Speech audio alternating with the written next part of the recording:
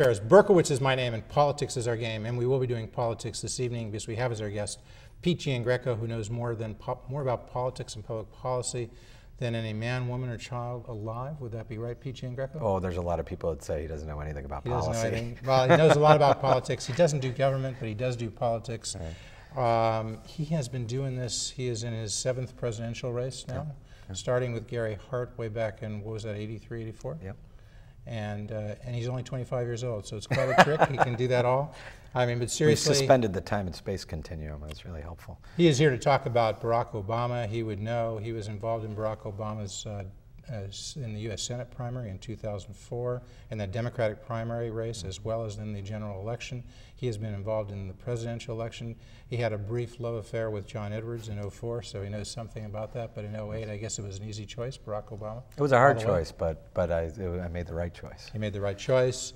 We won't go through it, but really 7 presidential campaigns, Dukakis, Hart, Clinton, Gore, then Gore. I guess that was Gord Lieberman in 2000. Then that brief fling with John Edwards, which he came close. Came close, but close only counts in horseshoes. And then it was after Edwards in 2004, it was ACT, Americans Coming Together. Right, America Coming Together, right. And of course a bunch of others, Rich Daley, Jan Schakowsky, Ted Strickland for governor in Ohio, and before that for Congress, Rod Blagojevich here in Illinois. We used to say, if you're not in public affairs, you're not a politician. If you're not running with Pete Giangreco as your campaign consultant, you're not a Democratic politician. Isn't that true?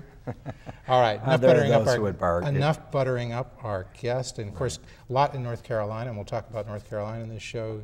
He helped elect Governor Easley, Governor Richard Moore, the treasurer. What we're going to do in this show, talk a lot about Barack Obama and the presidential race. Does he have some speed bumps as he tries to take that race and win over Hillary Clinton? And of course, with one eye looking at who's coming at him from the Republicans, that would be the presumptive Republican nominee, John McCain, Senator John McCain. So we'll be talking about that, really about what are the political hurdles that Obama has faced and maybe currently facing as we're taping here on April 13th, the year 2008, in the run-up to the end of the primaries in January, and then the run-up to the convention, run-up to the decision as to who the nominee of the Democratic Party is for President of the United States, and then the general election. We'll be hitting all those topics, some of the issues of the day. So it's not just politics, it is public policy. Pete Giangreco, what he does, as Barack Obama once said, I remember the night before he won the Democratic primary, I think Pete was there at a rally, I was there, and Barack Obama said, introduced Pete Giangreco, or at least pointed to him in the crowd as the guy who makes him look pretty. It's an easy job with him. Yeah, but he meant pretty in the physical sense, but also in the verbal sense, because Pete does a lot of the direct mail, and your firm, the strategy group, is involved in shaping the message, right? That's right. That's right. My partner Larry Grisolano has a big role in the campaign. So. Okay, so we're covering all of that. We're covering issues. We're covering politics.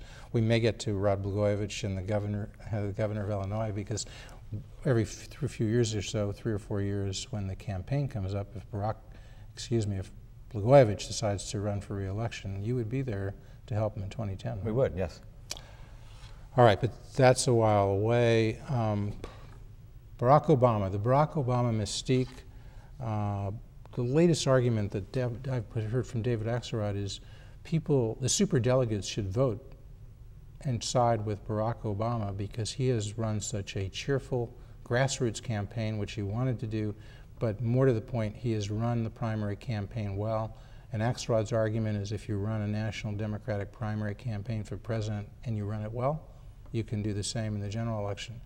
I think that's right. So nothing succeeds like success, something like that? I think that's right. I think what you've seen from Senator Obama is someone who's been able to really kind of break through the old kind of politics and get people excited. Not just college students, but the grandmothers and grandfathers whose grandkids are calling them and saying, "Gee, Grandma in North Carolina, I want you to vote for Barack Obama." And it's an exciting time because people really want change. They don't want somebody who's been in Washington forever, who's part of the broken system there that's rigged against so many Americans. And I think what Obama's been able to do, creating 1 million donors and refusing money from federal PACs and federal lobbyists, is he's given people hope that we can break this logjam in Washington, where the partisanship is so bitter and where the lobbyists have too much power, that he's a guy who comes in with the weight of the American people behind him and can kind of break that stalemate. Well, two things, as you say, break that logjam. Is he also breaking his word? Because he said to John McCain that if McCain agreed to public financing, so would he. Or if I think what he said is if the Republican candidate for president agreed to public financing, so would he. McCain's there. He says he's ready to sign up for public financing. And now Obama's saying, well, we've developed this sort of parallel public financing system. Well, when you get 1 million people to you know, cough up $50 because but that's they not believe in you. Public financing is taking money from take money from you know, Berkowitz. Let me define it. You get a chance. I'm not taking the position. I'm saying what people are saying is public financing means the government is paying for this, and you're not having private interests come in and donate money. That's the definition of public financing. Is Barack Obama, and if that's something he's known for, is being a straight shooter, but is he deviating from this and he's trying to twist his decision apparently to renege on the promise to do public financing because it's now an advantage to him because he can raise $40 or $50 million in a month, and with public financing you agree not to spend more than what they give you, something like $84 million. Well, I mean, I think so. Is he backing out and he's coming up with a sort of an intellectual way of explaining it, the intellectual doublespeak? I don't know that it's an intellectual argument. I think it's a transformational argument. The fact of the matter is this Obama campaign has transformed American politics. It will never be the same again. You're not going to have top-down presidential campaigns, at least on the Democratic side, where people who write the $2,300 checks get to call the tune. Those days are over with. The Clinton campaign will probably be the last one that's run like that. And I think with that transforming, this thing has changed. And $240 million or so is what he's raised so far, Barack Obama, right? Right. Roughly how much of that? Most in contributions of less than $100. Well, how much has come from the people who are kicking in $2,300 a hit? It's the vast minority of you don't the have money. The figures on I don't have the figures at my head, but when you've got 1 million people who are out there giving, and long before this ever happened, he said, "I'm not going to take federal lobbyist money. I'm not going to take federal PAC money." That's a relatively small amount. But McCain takes it. No. Hillary Clinton has taken over $2 million from Washington PACs. Out of 150 million. That's right, small stuff. Those folks don't give unless they expect something in return, and I think that's the kind of politics that we've got to break. Expect access. There's nothing wrong with access. You think everybody should be allowed to talk. We think you're not saying that Hillary is necessarily going to violate her philosophy. No, but do when something untoward simply because somebody gave her $2,300. No, but you hit it on the head. It's access. If your staff and your calendar is filled with nothing but meetings with lobbyists and the Washington interest, then you're never going to hear what the American people have to say. And that's the difference in this campaign, is the American people with their $50 and $25 and with their phone calls that they're making through myBarackObama.com, where they can go sit from anywhere and make phone calls into North Carolina or Pennsylvania, in Indiana, and call people and say, this is why I'm for Barack Obama. We've empowered people to take their government back from the special interests in Washington that have drowned them out for so long. Yeah, and that's the key. You can't change trade policy or get our troops out of Iraq or change healthcare policy unless you change Washington, and that's what's different from. That's what Obama offers. That's different than anything that Clinton or McCain is talking about. These people who are giving money still have interest and still have impact, I should say, because the campaign made a point. If you start, somebody gave you $200, you can go back and back and back. Right. And that's why their contributors are not maxed out, where many of the Hillary contributors are. Right. But the point is, by the time you finish running in the general election and you finish going back to these folks, they may be up to 2,300 in the primary. They may be up to 2,300 very additional few for the people general. are just going to have the well, money. Say they're up to $1,000. That has an impact. Right, if they're up to $1,000, those people, even though they're large in numbers, if as a group they're telling you they want out of Iraq, Barack may be sitting here and saying, and he's a smart guy. He's been on the show. Although he thinks this was a mistake, and he has said so, a horrendous mistake to go into Iraq, and he said it would be on November 25th, 2002 on this show. Right. Although he said that, he has then said, once you're there, it's a different story, and he has not been somebody to say, let's just get out. He didn't say that quickly. What he has said is we should be as careful getting out as we were careless getting in. And he may decide. And I think that's a mature. I think what the people like most about Obama, why Obama has caught on, is after 7 years of George Bush, they've actually got somebody who will treat them like an adult. that they're going to tell them the truth, even if it's not something they completely want to hear. There's a lot of people who want the troops out tomorrow, but that may not be realistic, and Barack Obama's put together a plan that begins getting them out shortly after he's president, but that does it in a responsible way. That's really what people want. Okay, if you're not going to do something that I want exactly, at least level with me about how you're going to do that. And I think that honesty, frankly, has been that kind of difference between he and Senator Clinton, who has run at varying times, you know, a completely dishonest campaign that has contradicted even itself over and over Hillary's and over ran again. a completely dishonest campaign at times? At times. Would you call her a monster? No, I wouldn't call her. So Absolutely you would not. What I would call her is a great senator. You would disagree with I would call her a great senator. You disagree with the former advisor to Barack Obama, Samantha Powers, who did call him a monster and was, what, forced out of the campaign because of that? Well, there are lines that you cross, and we all take this very passionately. I think she did cross the line there. But you don't mind saying at times Hillary Clinton is completely dishonest? Well, I think that's honest when you talk about, you know, the fabrication story about Bosnia, the 5 different positions they've taken on the Michigan primary, her flip-flop on the war, her flip-flop on trade, the attacks on Obama, which have been ridiculous, on Social Security. He's 100% pro-choice, yet they somehow attack him so badly that Planned Parenthood and others had to rush in and say, you can't do this anymore. They raised all those present votes when he was 8 years in the state legislature and voted present, and they said on a number of those issues that related to abortion, and he was voting present. That's what those people at the request of Planned Parenthood. So she was telling a half-truth and was caught at it, and finally Planned Parenthood, who hasn't even taken a side in the race, finally said to her,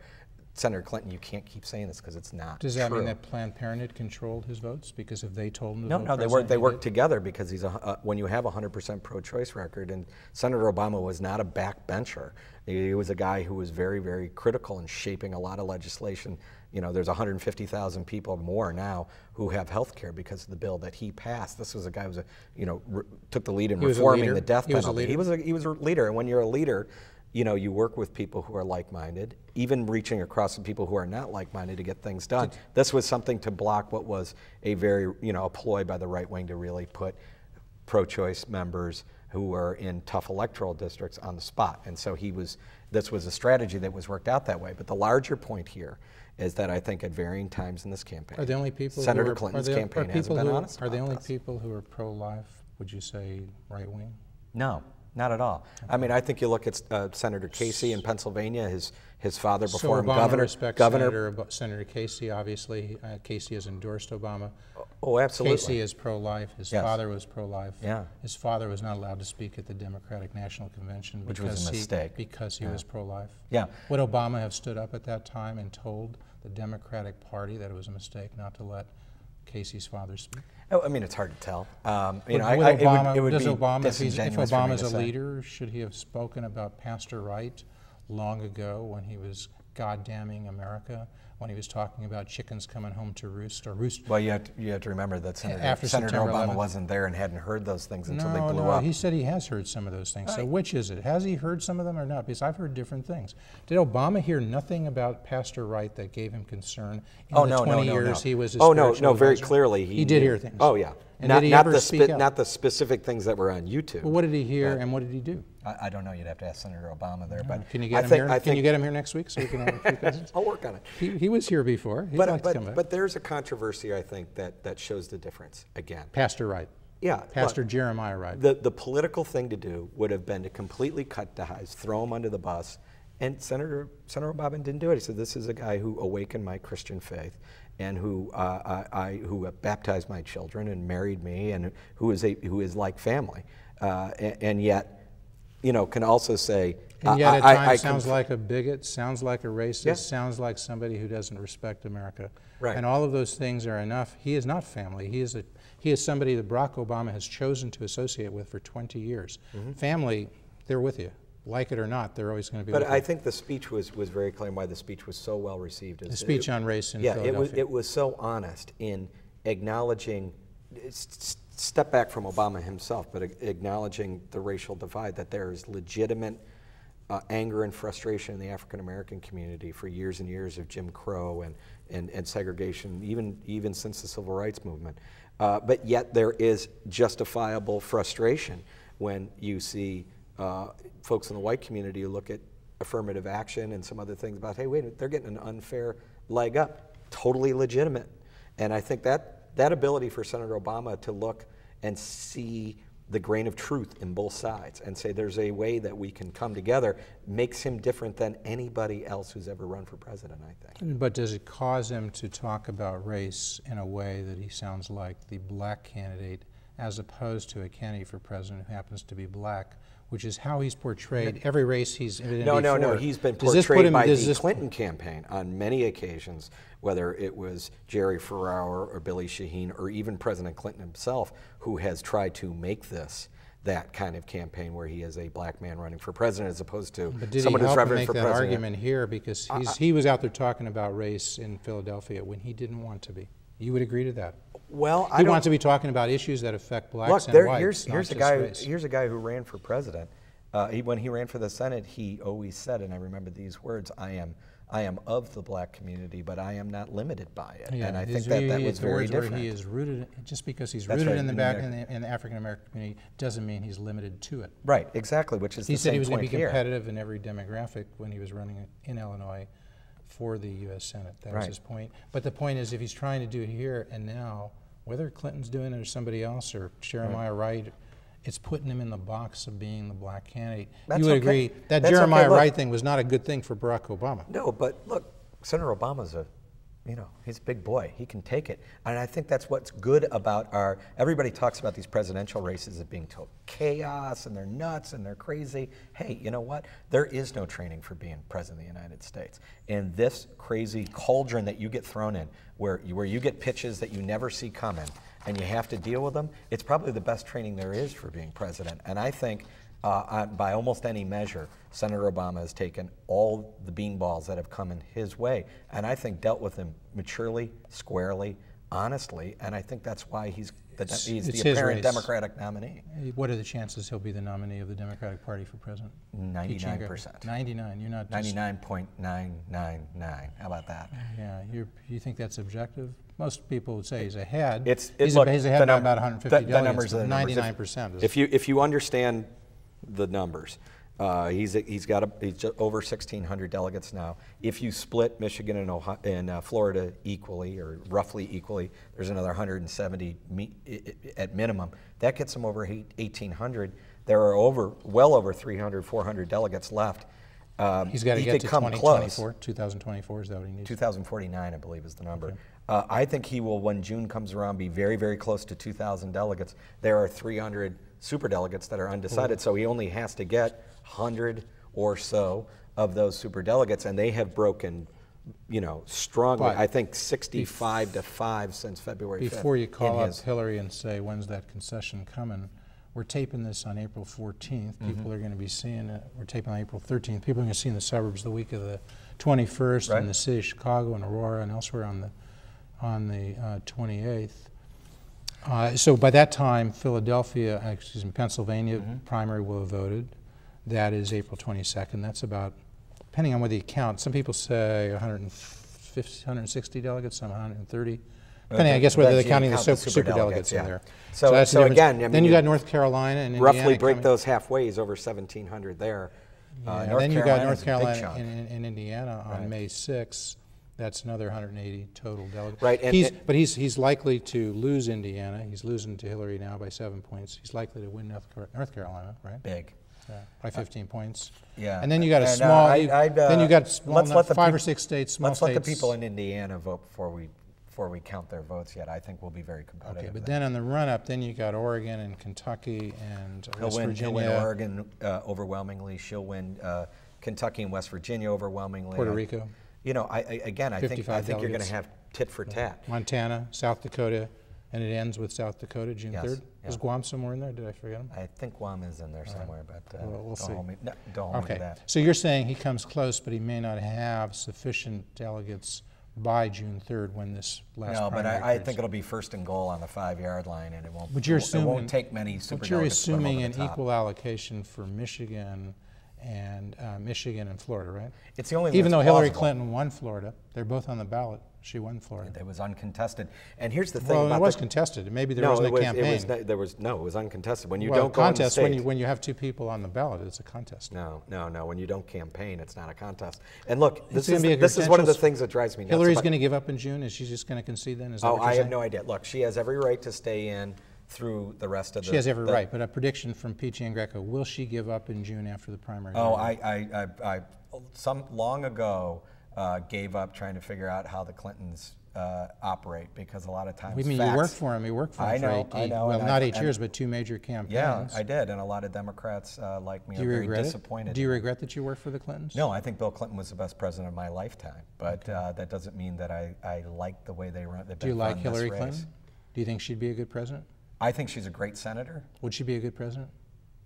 I'm not sure. I think so. You would She'd be better than John McCain. So easy choice for you. Yeah. But you hesitated when I said, would she be a good president? You said, I'm not sure. Wouldn't be as good as Barack Obama. That kind of would disappoint me. But she would be better than John McCain, and I would vote for her. Okay. And so the Resco affair, that doesn't bother you either. You know, the fact that Barack Obama chose to have Tony Resco, who's now sitting in trial in a federal courtroom in Chicago, as late as '95, consult with him about the purchase of a house by a side lot. Everybody knew he was under investigation by the feds. Well, and it's pretty dumb, pretty bad judgment. You have to agree. I would use the word boneheaded, which is what Obama said. Which is what he said. And again, here's a guy who goes and makes a mistake and says, you know what, that was a boneheaded move. Refreshingly honest, unlike most politicians. And that's it. So it's over. But he was consulting with Resco almost daily. According to Barack Obama, during the Senate campaign, there were times he was consulting daily. He never gave anybody that impression until recently. He talked about he worked 5 hours for Resco's law firm. Hey, his law firm was doing work for Resco, and he worked 5 hours on those matters. And then suddenly we learned he's consulting with the guy who's now indicted, sitting in court in a federal courtroom daily. That's the kind of guy? That's the kind of choice you want your president of the United States to No, it's not, and I think Barack. He's never said he may have said it was a boneheaded move, but he's not given up on Resco. He said we'll see what happens. We'll see what happens, but let's just weigh this against John McCain and the Keating Five. That was a mistake of colossal proportions. What happened there? What was the resolution? Oh, it was one of the biggest scandals. No, let's go through. At the end result, what happened? A lot of guys went to jail. That John McCain didn't. No, but was he indicted? No, I believe he was reprimanded, though, was he not, by the Senate? Well, it was a huge mistake in judgment, and Senator McCain, to his credit, acknowledged it, and now has been a leader in campaign finance reform.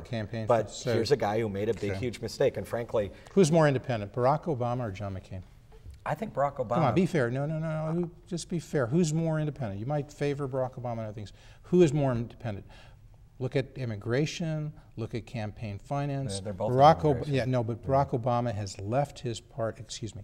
John McCain has left his party, left the majority, and taken a different view on immigration. Well, it's a lot easier to leave that party that is so far radical to one side. Can you name one time in which Barack Obama has taken a different position from his party, the Illinois Democratic Party, the National Democratic Party?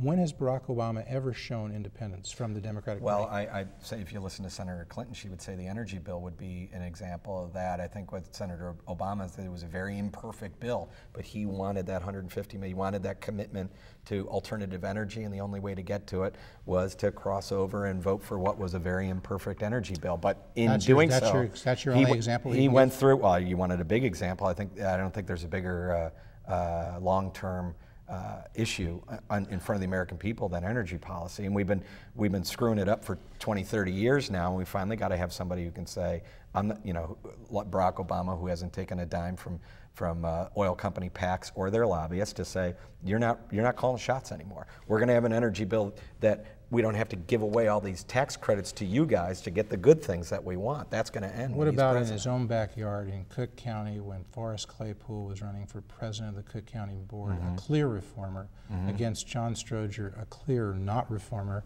What did Barack Obama do? He said a few nice things about Forrest Claypool, but he didn't endorse Claypool. Claypool lost. He didn't endorse Stroger either. No, he sat on the fence. He sat on the fence instead. But I think because he didn't want to alienate his base, which in Illinois was the African American community.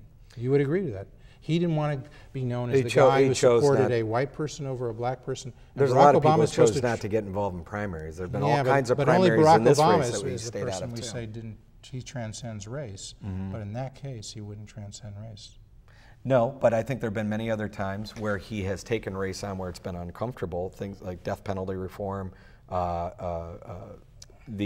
profiling stuff, where he was able to work crossover with Republicans and get fundamental changes done when everyone else said, stay away from that stuff. That's the third rail. There were a bunch of don't Democrats. touch that. He was not showing a lot of independence there. It might be the right thing, might be the wrong thing. You talk to somebody like Kirk Dillard, who served with him in the Senate, who said that Republicans respected him because he would work across the table. If you talk to Senator Lugar from Indiana, when they worked together on getting the loose nukes law passed, if you talk to Senator Coburn from Oklahoma, who by anyone's measure is a very, very, very conservative guy, they got together and worked on the Google, putting the federal budget online so average citizens can see it. That's something where you have a very, very conservative guy and a pretty progressive guy getting together and getting something done. Is Barack Obama's, if he gets the nomination, will his choice for vice president reflect that kind of independence, that kind of moderation? I sure hope so. Who would that choice be?